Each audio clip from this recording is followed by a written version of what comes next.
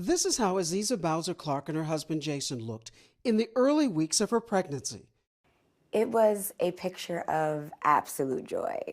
But for these two highly successful New Jersey lawyers, joy soon turned to fear. We were very, very worried about making sure that we had all the information, that we had the very best doctors that we could find. In her first trimester, Aziza says she was exhausted. When she told her doctor she was concerned about anemia, the response? Of course you're tired, you're pregnant. And me, this is my first child. But this very athletic 41-year-old says it got worse. By her 7th month, she could barely hold her head up and demanded a blood test. The results? She was dangerously anemic and had to have infusions.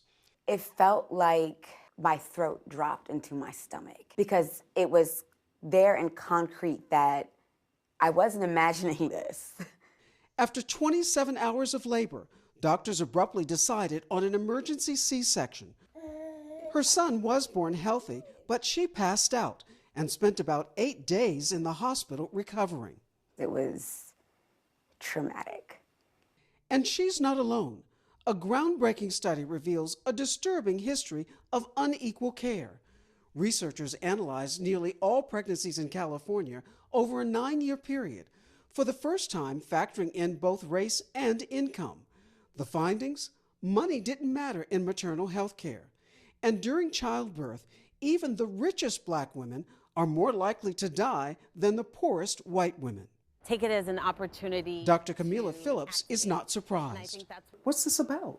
This is about racism. We're still dealing with institutions, people, and their bias. Some people would say that's dramatic, that how can you say that it's racism when black women are going to the same hospitals that white women are going to in large measure, and they're receiving the same kind of care, aren't they?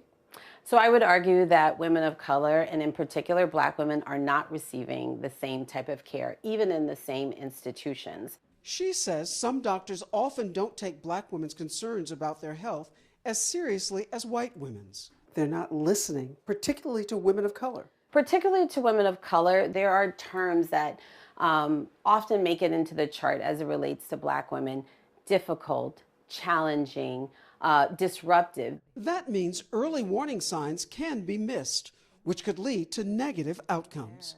So what can pregnant black women do right now? Experts say identify your risk factors with your doctor, bring someone with you to your OBGYN appointments, and take notes.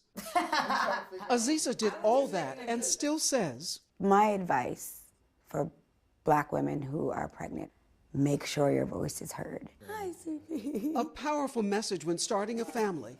Race matters. Rahima Ellis, NBC News, New Jersey.